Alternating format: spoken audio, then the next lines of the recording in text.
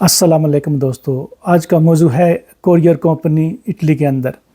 तो जैसा कि आपको पता है कि इटली के अंदर या यूरोप के अंदर या अमेरिका, कनाडा वगैरह, ऑस्ट्रेलिया, न्यूजीलैंड में भी ये कोरियर का बिज़नेस बहुत अच्छा है। और हमारे यूरोप के अंदर ख़ास तौर पर हमारे पाकिस्तानी और एशियन ये बहुत ज़्यादा काम करते हैं। और पिछले 10 सालों में बहुत ज़्यादा लोगों ने एज ए ड्राइवर इस पेशे को अपनाया है। तो आज बात करेंगे कि इटली के अंदर जो कोरियर कंपनी है, यानी कि अपनी गाड़ी, अपनी कंपनी बना के अपनी गाड़ी किसी भी कोरियर कंपनी के साथ लगाना, तो ये बिज़नेस कैसा है, इसमें क्या इसके मुस्बत और क्या मनफी पहलू है, और पाकिस्तानियों ने कहाँ गलतियाँ की हैं कि आज तकरीबन कुछ सालों से ये बिज़नेस जो है वो ख़त्म हो रहा है। और काफ़ी जगहों पे पाकिस्तानियों की गाड़ियों को ख़त्म भी कर दिया गया है जो कि कंपनियों के साथ काम कर रही थी। तो दोस्तों, जब इटली में आप लीगल हो जाएं, आपके पास ड्राइविंग लाइसेंस हो, तो आपको पता है आप गाड़ी चला भी सकते हैं और लीगल डॉक्यूमेंट्स के बाद अपनी एक कंपनी भी बना सकते हैं। तो इटली के अंदर मुख्तलिफ़ कोरियर कंपनियां हैं, जिसमें GLS है, SDR है, अमेज़ॉन है, UPS है, TNT है, इस तरह की बड़ी बड़ी और बेशुमार दूसरी कंपनियां भी हैं।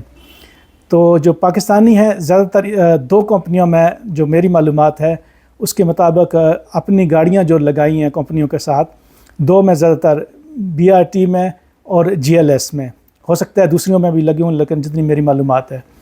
तो ये तकरीबन काफ़ी सालों से पाकिस्तानी किसी की 1, 2, 5, 10 और 50 तक गाड़ियाँ किसी एक कंपनी के अंदर या 2 कंपनियों के अंदर मेरी मालूमात के मुताबिक पाकिस्तानियों के हैं मुख्तलिफ़ शहरों में। तो अब मसला ये हो गया है कि हम जो पाकिस्तानी हैं, जब भी कोई कारोबार करते हैं तो हम उस मुल्क के कानून और उस मुल्क के माहौल के मुताबिक नहीं चलते। हम सिर्फ अपनी पाकिस्तानी सोच को और अपनी पाकिस्तानी ज़हनीत को वो अपडेट नहीं करते। वही जुगाड़ और वही 2 नंबरियाँ और वही गलत तरीके। अब मैं ये नहीं कहता कि सारे करते हैं, लेकिन बदकिस्मती से बहुत ज़्यादा पाकिस्तानी जो मालकान हैं, जो ट्रांसपोर्ट का बिज़नेस करते हैं, उन्होंने गलतियां की कि ड्राइवरों को तनख्वाह सही नहीं दी, गाड़ियों की जो अपडेट नहीं रखा, उनकी रिविज़नें होती हैं, यानी गाड़ी का चेकअप होता है हर 2 साल के बाद, जो पुरानी गाड़ी हो तो उसको मेंटेन नहीं रखा, उसके बाद उनकी कंडीशन अच्छी नहीं है। तो इस तरह के इतने मसाइल थे कि पाकिस्तानियों ने अपने जुगाड़ की वजह से ये बिज़नेस अब पाकिस्तानियों के हाथ से निकलता जा रहा है।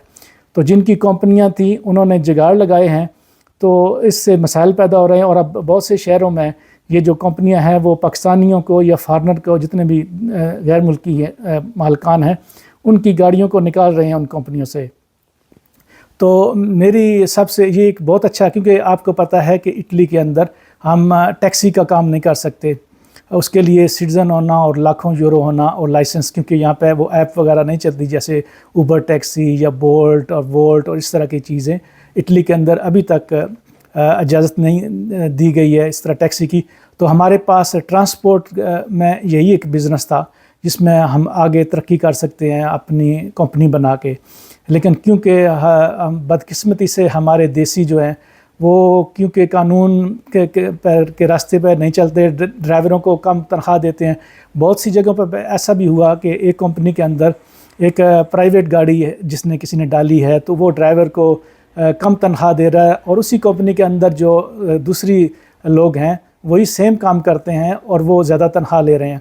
तो जब ड्राइवर एक दूसरे से पूछते हैं कि तुम्हारी तनख्वाह कितनी है, तो इससे फिर उन्होंने हड़तालें भी की और दूसरे मसाइल। तो कंपनियां बहुत परेशान हुई जो उनके मेन मालिकान होते हैं कि ये क्या बेइंसाफ़ी है ड्राइवरों के साथ। क्योंकि आपको पता है इटली के अंदर अगर आप हक़ पे हों, आप काम करते हों, तो आपके पास बहुत से ऑप्शन होते हैं। ट्रेड यूनियन है या वैसे आप कहीं भी जाके किसी पे भी केस कर सकते हैं अगर आपके पास आपके साथ बेइंसाफ़ी की जाए। तो इस अच्छे खासे कारोबार को हमारे भाइयों ने अपनी मुस्बत सोच के बजाय वही जुगाड़ों के चक्कर में अपने हाथ से ये तकरीबन मुझे अब अगले कुछ सालों में जाता हुआ नज़र आ रहा है। ऐसे वो लोग जो कानून के पाबंदी करना नहीं जानते, जो जुगाड़ लगाते हैं, जो गाड़ियाँ सही उनकी रिपेयर नहीं कराते, किसी के टायर का मसला है तो किसी के कुछ और दूसरे मसाइल हैं, تو یقین کریں جب آپ یورپ کے اندر آتے ہیں یا ویسٹ میں آتے ہیں تو یہاں کے قوانین کی پابندی کر کے اور سیدھے طریقے سے چلنے میں جو مزہ، مجھے یہ سمجھ نہیں آتی کہ ایک کمپنی کے اندر اگر پاکستانی مالک ہے یا کوئی اور دوسرا فارنر ہے، دوسرے کی گاڑیاں بھی نہیں ہوں گی، وہ ڈرائیوروں کو بھی اچھی تنخواہ دے رہا ہوگا اور وہ خوش بھی ہوگا، اور ہمارا دیسی جو مالک ہے وہ رو بھی رہا ہوگا، وہ تنخواہ بھی کم ہوگی، گاڑیاں بھی خراب ہوگی، پھر کہتے ہیں ہمیں بجٹ بھی نہیں ہوتی۔ تو میرا جو ایکسپیرینس رہا ہے یا مجھے جو معلومات ملی ہے کہ ہمارے دیسی ڈرائیور جو ہے نا